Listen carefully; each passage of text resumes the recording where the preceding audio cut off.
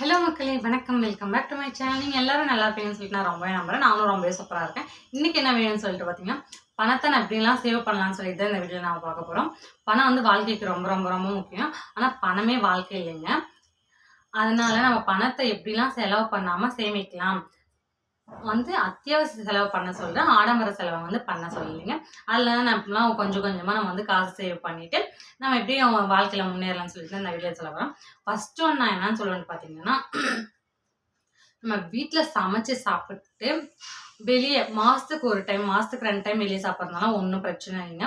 ஆனால் மாதம் ஃபுல்லாக வாரத்தில் 4 டைம், 2 வாரத்தில் 5 டைம், 10 டைம் அந்த மாதிரி சாப்பிட்றத தவிர்த்துட்டு வீட்லேயே சமையல் செஞ்சு சாப்பிட்டா நம்ம காசு அதை சேவ் பண்ணலாம். அதில் எப்படிமா காசு சேவ் பண்ண முடியும்னு சொல்லிட்டு பார்த்தீங்கன்னா, இப்போ 4 இட்லி ரூ. 30 ரூ. 40 இல்லாமல் கொடுக்கறது இல்லைங்க. அதே நான் 1/2 கிலோ அரிசியை வந்து பார்த்தீங்கன்னா, நான் வந்து அந்த ரூ. 40 ரூ. 30 வரும். அதில் செஞ்சோம்னா ஒரு நாள் ஃபுல்லும் சாப்பிட்லாம். இப்போ வந்து எல்லாமே வந்து கூட்டு குடும்பமாக ஒரு சிலர் தான் இருப்பீங்க. ஆனால் தனி குடும்பம் தான் ரொம்ப பேர் இருப்பீங்க. ஆனால் 1/2 கிலோ அரிசி ஒரு நாள் ஃபுல்லும் சாப்பிட்லாம். அதனால வந்து பார்த்தீங்கன்னா, ஒரு டைம் சாப்பிட்றதுக்கும் ஒரு நாள் ஃபுல்லும் சாப்பிட்றதுக்கும் எவ்வளோ டிஃப்ரெண்ட் இருக்குல்ல. உதாரணத்துக்கு இந்த மாதிரி சொல்கிறேன். அந்த மாதிரி நீங்களே கணக்கு போட்டுக்கோங்க எப்படிலாம் இருக்கும்னு சொல்லிட்டு. அதனால வீட்டில் சமைச்சு சாப்பிடுங்க. 2வதுன்னு பார்த்தீங்கன்னா, நம்ம சம்பளம் வந்தனாலே நமக்கு என்னென்னலாம் தேவைன்னு சொல்லிட்டு ஒரு பேப்பரில் எழுதி வச்சுக்கோங்க. ஆடம்பரம் எது, அத்தியாவசியம் எதுன்னு சொல்லிட்டு எழுதி வச்சுக்கோங்க. செலவு பண்ணிட்டு சேமிக்காதீங்க. எப்பவுமே காசு சம்பளம் ஒரு 20,000ன்னா நம்மளுக்கு வந்து 19,000 தான் சம்பளம்னு சொல்லிட்டு மனசில் ஞாபகம் வச்சுக்கிட்டு ஒரு 1000 ரூபாய் எடுத்து வச்சுருங்க. நம்ம போஸ்ட் ஆஃபீஸ்லேயோ இல்லை பேங்க்லேயோ நம்மளுக்கு எதில் நம்ம சேவ் பண்ணுறது பெஸ்ட்டாக இருக்குன்னு உங்களுக்கு தோணுதோ அதில் வந்து சேவ் பண்ணிக்கோங்க. அந்த 1000 ரூபாய் எடுத்துட்டு வச்சு 19 ரூபாய்க்கு நம்ம எல்லாமே லிஸ்ட்லாம் போட்டு வந்து பார்த்தோம்னா இன்னும் அதில் கொஞ்சம் சேவ் பண்ண முடியும். அதுலேயும் காய்கறி செலவு வந்து சிக்கனமாக இது பண்ணலாம்.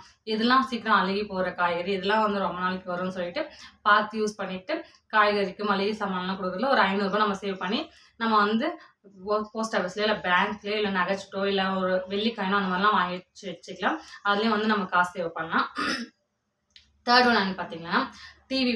நம்ம டிவி பார்க்குறோமோ இல்லை ஃபோனில் தான் பல பேர் நம்ம வாழ்ந்துட்டு இருக்கோம். ஆனால் டிவிக்கு வந்து மாதம் மாதம் சும்மா ரீசார்ஜ் பண்ணுறது, நம்ம பாட்டுக்கு வேலை செஞ்சுருப்போம். டிவி பாட்டுக்கு அது பாட்டு ஓட்டுருக்கோம். பாட்டு பாடினா கூட பரவாயில்ல. அது பாட்டுக்கு எதாவது ஒன்று போய் நம்ம வெளியே தானே வேலை செஞ்சுருப்போம். சும்மா பொழுதுனைக்கும் டிவி ஓடு நிற்கிறதுனால கரண்ட் பில் வந்து ஜாஸ்தி வரும்.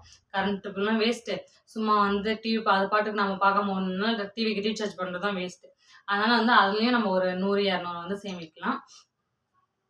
4th பாயிண்ட் நான் எதை சொல்லுவேன்னு சொல்லிட்டு பார்த்தீங்கன்னா, மற்றவங்க அது வாங்கிட்டாங்களே, இவங்க அதை வாங்கிட்டாங்களே, அவங்க அது வாங்கிட்டாங்களேன்னு சொல்லிட்டு நமக்கு தேவையில்லாமல் ஆடம்பர செலவெல்லாம் நம்ம அவங்க வாங்கினாங்க இவங்க வாங்கினாங்கன்னு சொல்லிட்டு நம்ம வாங்குறதுனால அதுலேயும் நம்ம வந்து காசு வந்து நம்ம வந்து விட்டுறோம். எப்படின்னு பார்த்தீங்கன்னா, நம்ம பெரிய பெரிய பிஸ்னஸ் கூட விட்டுருங்க.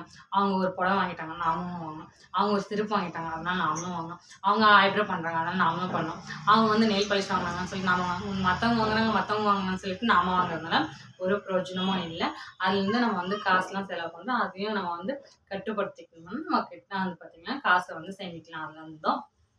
அப்புறம் 5th பாயிண்ட் நான் எது சொல்லலான்னு பார்த்தீங்கன்னா, நம்ம வந்து காசு இவ்வளோ வருதுன்னு தெரிஞ்சுமா நம்ம காசு இருக்கிறது உள்ள நம்ம செலவு பண்ணிட்டு மாதம் ஒரு கொஞ்சம் சேமிப்பு பண்ண கற்றுக்கோங்க. பாருங்க, ஒரு வெள்ளி காயினோ, தங்க காயினோ, இல்லை வந்து போஸ்ட் ஆஃபீஸில் போடுறது, இல்லை பேங்க்கில் போடுறது, இல்லை நகைச்சீட்டு கட்டுறதோ மாதம் ஒரு டைம் இல்லை உண்டியில் கூட போட்டு வைங்க.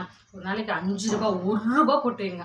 தினமும் 1 ரூபாய் போட்டு வச்ச அப்புறம் உங்களுக்கு அப்படியே அந்த சேமிப்பு ஆசை ஜாஸ்தி வரும். அப்படின்னு நம்ம வந்து காசு சேவ் பண்ணலாம்னு சொல்லி நான் இந்த வீடியோவில் சொன்னேன். இந்த வீடியோ உங்களுக்கு பிடிச்சிருந்துச்சுன்னா லைக் பண்ணுங்கள், ஷேர் பண்ணுங்க, கமெண்ட் பண்ணுங்கள். மறக்காம நம்ம சேனல் சப்ஸ்கிரைப் பண்ணிக்கோங்க. இந்த வீடியோ நான் எனக்கு தெரிஞ்சதை நான் உங்ககிட்ட சொன்னேன். தப்பாக இருந்தால் விட்டுருங்க, கரெக்டாக இருந்தால் யூஸ் பண்ணிக்கோங்க. பை.